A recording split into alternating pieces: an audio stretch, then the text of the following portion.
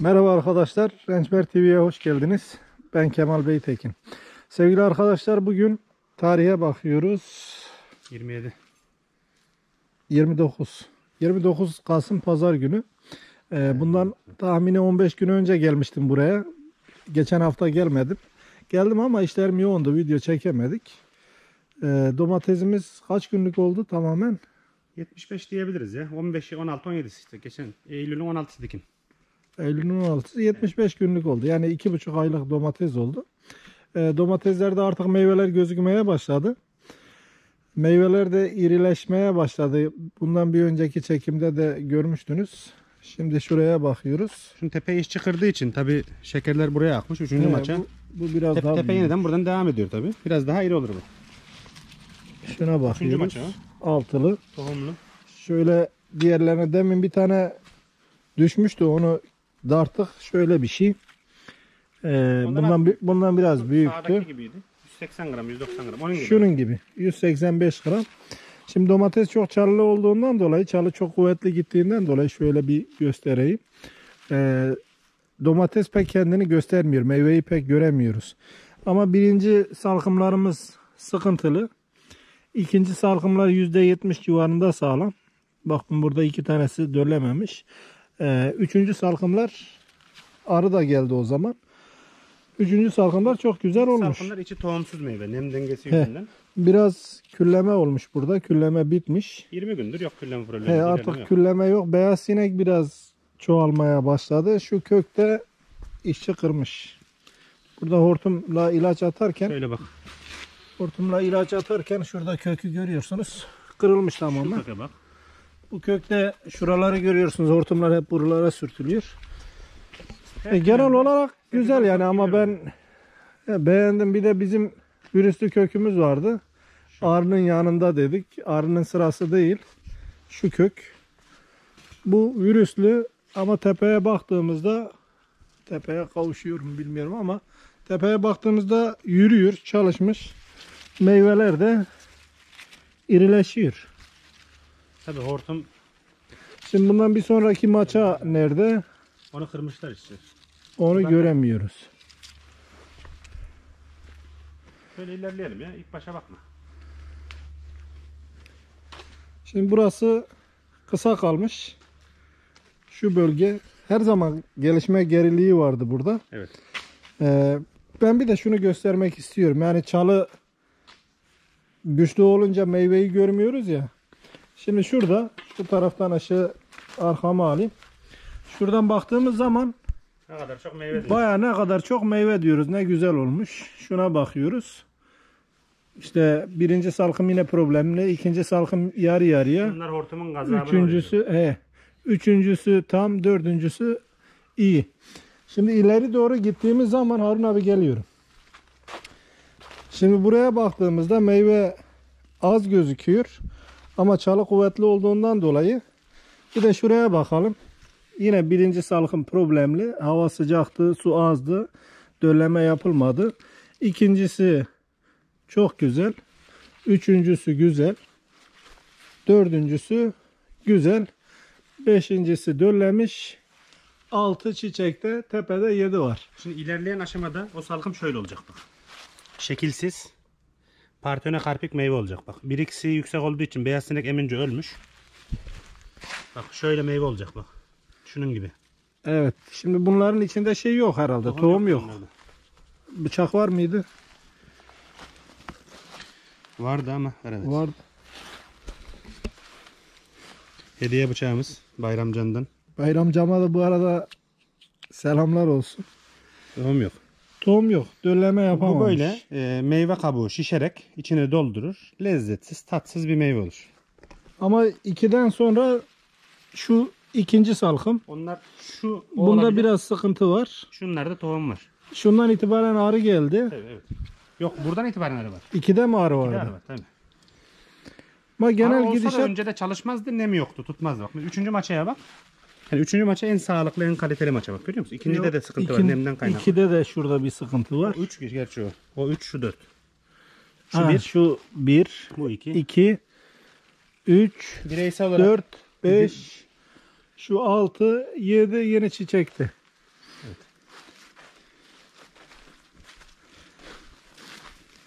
Şimdi bu kısa olan yerde hani geleceğim dedim ya Harun abi. Burası niye kısa? Şimdi burası 20 yıldır topraksız tarımdı şöyle. Betonun altında bir yerdi. Traktörle burası patlatma çekiliyor.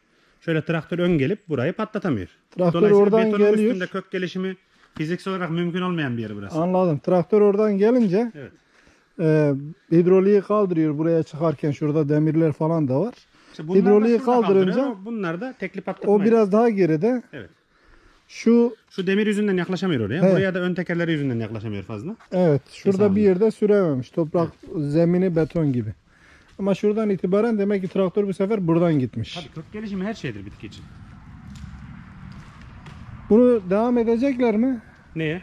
Yani şu anda 7. maçadayız ya. Sağlık devam ederse şimdi şu driplerin çekilmesi lazımdı. Enfeksiyonlar gerçekleşiyor yani. Şu dripleri nasıl olduysa bu hafta işçi vermişler, dripleri çektiriyorlar.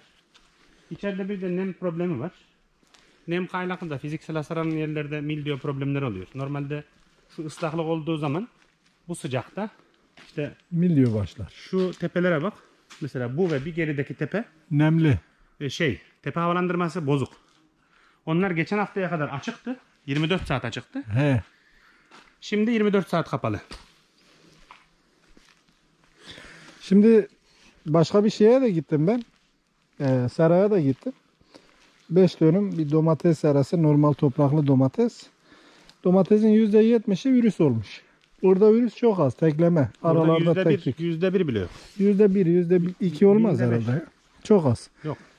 Tekleme görüyordum. Orada %70 virüs olup adam şuradan kırmış şu boyda.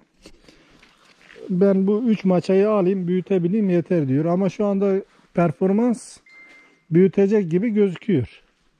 Şu meyvenin dalın kalınlığına baktığımız zaman bilek gibi maşallah ya.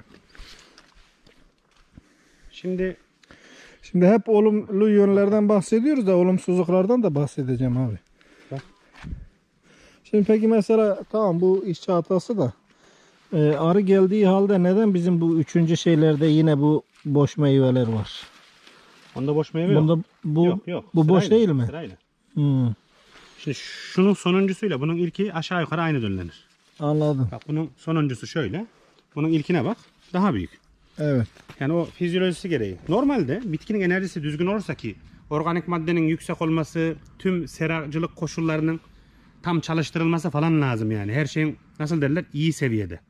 Her şeyin kararında olması lazım. O zaman şu maça en büyüğü şöyleyken en küçüğü şöyle falan olmalı. Hepsi bir tutmalı. Evet. 2 günün içerisinde toz almalı. O zaman bitkinin enerjisi düzgündür dersin. Ama şu maça bak şöyle. Meyveye dönmüş şu maça.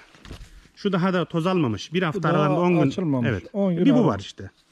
Sonra devam ederse bunun karakteri biraz buralardan Bu biraz da şeye de bağlı değil mi? Yönelik. Mesela hava biraz daha sıcak olduğu zaman daha hızlı gelişim yapar ve hepsi çiçekler aşağı yukarı aynı Şimdi, açar. maçanın oluşumu şöyle bak maçaya.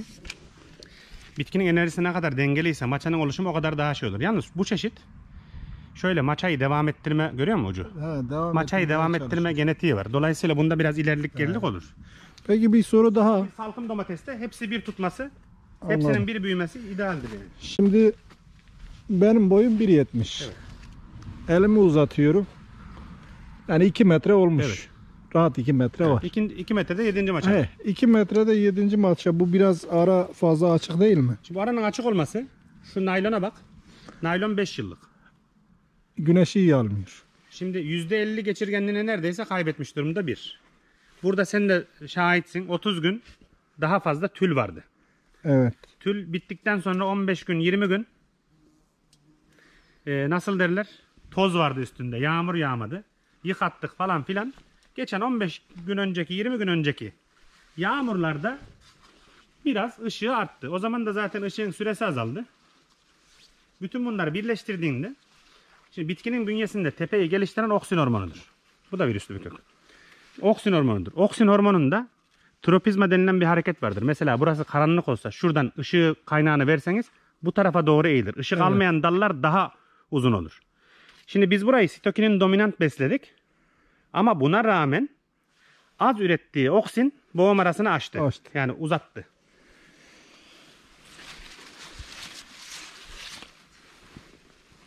Birlerde 1 veya 2 tane döllenmiş var. Onlar da döllenmemiş. Büyüyorlar sadece. Öbürleri de büyüyecek ama geç. İkilerde şu sıkıntılı. Evet. İkilerde de var. Şu yeşil bak mesela. Arı şuna dikkat gelmesine et. Şu rağmen- beyaz renk. Şu Evet. canlı yeşil renk. Bu içinin iyi dolduğuna işarettir. Hatta böyle beyaza dönemezse, yeşile dönemezse beyazdan, çiçek burnu çürüklüğünden falan da şüphelenmek gerekir. 3'te hiç problem yok. Yok. 3'te 4. 4, 5, 6, Bu 7'de. biraz açmış. Tabii bunların hepsi Evet. drip bak. 2 tane drip var yanında. Bu mesela suya çok ulaşmış diğerlerinden. Bu biraz daha hız almış. Öbürü 7 maçada için bu şey olmuş. Gel şöyle çıkalım tek araya girmeyelim. Çıkalım. Beyaz sinek bireysel var. Mesela bu kökte hiç yok. Şu kökte arı kovanı gibi. Tuta hiç görmedim. Tuta ilacı hiç atılmadı herhalde. Hiç atılmadı şimdiye kadar. Yani 100 kökten bir kökte 2 yaprağı atıyor. Orada da nasıl derler? Bir gün ya da 2 gün yaşıyor ölüyor. Kırmızı örümcek, beyaz sinek ilacı. Kırmızı örümcek atılmadı. Beyaz sinek 3 kere atıldı. Beyaz sinek ilacını atınca daha da şiddetlendi. Şimdi ilaçlamayı kestik beyaz sineğe. Besleme profilini Evet. değiştirerek öldürmeyi deneyeceğiz. Buraya ben 10 gündür azot girmiyorum. 15 gündür. Kökünden hiç azot yok. Yani seninle video çekmiştik ya. Evet. 2 güne bir buraya 5 dönüme 2 kilo üre giriyoruz falan diyorduk. Evet. Onlara girmedik yani. Ondan sonra azotu kestik. Aynen öyle. Ne üre ne amonyum sülfat vermedik. Temel gübrelememiz ne kadar olmuş? 20 dönüm şimdiye kadar 75 gün. İstersen şeyde gübreleme programı üstünde de gösterebilirim onu. Yani kağıt üstünde istersen Net anlatabilirim. Nasıl arzu edersen. Rakam aklında mı? Toplam rakam. 214 kilo map oldu toplam. Birinci günde Parasal olarak biz diyelim. yani dekara solucan gübresi dahil 250 TL falan oldu. 30-40 lira da ilaçlama oldu. 250-300 TL toplam. Yani yoktur o kadar. 300 yoktur. 75 günlük besleme ve ilaçlama masrafı. 300 TL yoktur yani. İlaçlama dahil. Totalde 1000 lirayı bulur muyuz? Yani şöyle hastalık vesaire olursa bulur. Besleme olarak bulmaz. Besleme olarak totalde peki Yok, buraya neyle? vereceğimiz 2 güne bir şu an 2 kilo amonyum sülfat, 3 güne bir versek 3 kilo 5 dönüme. 2 güne bir 2 kilo amonyum sülfat, 3 kilo potasyum sülfat. Haftada bir 5 dönüme 1 kilo, yani haftada bir dönüme 200 gram magnezyum sülfat. Borumuz eksik, molibdenimiz eksik, mangan eksikliği var, onu yapraktan veriyoruz. Çinkomuz fazla, fosforumuz fazla şu an. Bitki Peki, bünyesinde. şöyle sorayım, daha genelleme olsun. Tüm sezon götürdük bunu. Evet. Şu anda 2,5 ay olmuş. Evet. Hazirana kadar Aynen 7 öyle. ay daha. Yani 10 ay. 10 ayda anormal bir şartlar olmadığı zaman totalde vereceğimiz 20 dönüm için konuşuyorum. Gübreleme 15.000 20 20.000. dönümün tamamına şu an vereceğimiz fosforla ilgili bir sıkıntı görürsek yapraktan topraktan Ya şimdi toplam, tabii ki %10 %20 oynar. tamam. Topraktan yarım çuval 12 kilo. 20 dönüme vereceğimiz aylık fosfor map 12 kilo. 12,5 kilo. Yani herhalde yani kaba rakamları ben aklımdan hesap etmeye çalışıyorum ama 20.000 lira olur mu? Dönüme 1000 lira. Dönüme 1000 lira olmaz. İlaçlama gerekirse olur. Yani besleme ilaçlama şu an 600-700 liraya bitecek gibi yılda. Yani burayı 15-16 maça yaparsın. Yatırırsın. Şimdi niçin ben bunu konunun üzerinde duruyorum biliyor musun? Geçen gün benim ortakla da konuştum. Biz Evet. burada sohbet niteliğinde yapıyoruz arkadaşlar. Yani video çekeyim de özel konuşayım değil. Gerçekten Harun abiyle şurada sohbet niteliğinde bunu yapıyoruz. Benim ortakla konuşuyorduk. Besleme konusu hakkında. Evet. Bu domatesi normal bir çiftçi sezonluk götürürse minimum 5.000 lira. Evet. Bu tabii hastalığa vereceğin kök hastalıkları, o fusaryum ilaçları falan, danesidir. 8 şudur ila budur 10 bin çok. tutar. 8.000 lira ortalama iyi bir besleyici 8.000 lira para harcar. Evet. 8.000 lira abi harcadığı zaman ne yapıyor? 20 dönümde 160.000 lira, 150.000 lira banko para harcar. Yani bu işi yapan arkadaşlar da bilir. Sezonluk tam götürdüğünüz zaman 10 ay domatese baktığınız zaman 20 dönüm için 150 banko gider diye düşünüyorum. Hatta bazı ekstrem durumlarda şeye kadar çıkar. 200.000 liraya kadar çıkar. Şimdi buradaki hedef 20.000 lirayla bunu halletmek ve ilaç da olabildiğince az kullanmak. Gerekirse İlaç kullanılacak. toplam 20.000 liraya hallettik. Hayır. 20 dönümü. 20.000 lira ilaç gübre toplam 20.000 lira. Artı kırmızı örümcekli şuydu buydu ilaç kullanmadan olabildiğince az kullanarak bunu halletmek. Dolayısıyla 150.000 lira 130.000 lira karınız oluyor. Evet.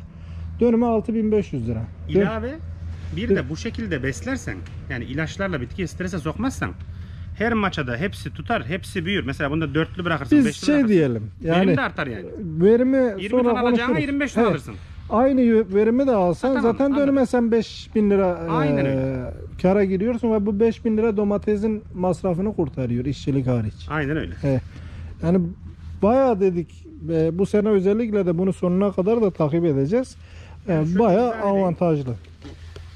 Eğer buradan 20-25 ton domates alırsan buradan kazanacağın para kirayı, işçiliği, fide parasını, tüm masrafları düştüğünde domatesi 4 liraya satarsan cebine kalan para 80.000 lira. Artı komisyon kesintisi Abi 2 liradan sat 40.000 lira kalsın. 40.000 lira kalır. He. Şimdi domates çalı büyük diyoruz, meyveyi saklıyor diyoruz ya. Bakınız örneği burada. 1, 2, 3. Dördüncü maç Bu, orası. bu ikinci. 2, 3, 4, 5, 6. Hepsi ortalama 7'de. 5 tanesi full dolu. Evet. Ve meyveler çok ağır gelecek. Çünkü şöyle bir tane şu 150 gramı. 150 gram banko.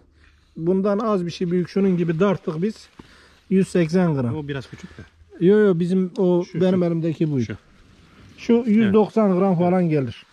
5 tane var ortalama, yani 1 kilonun altında salkımımız yok. Şu anda 5 tane sağlıklı salkımımız var. 1200-1500 gelir salkımlar yetiştiği zaman.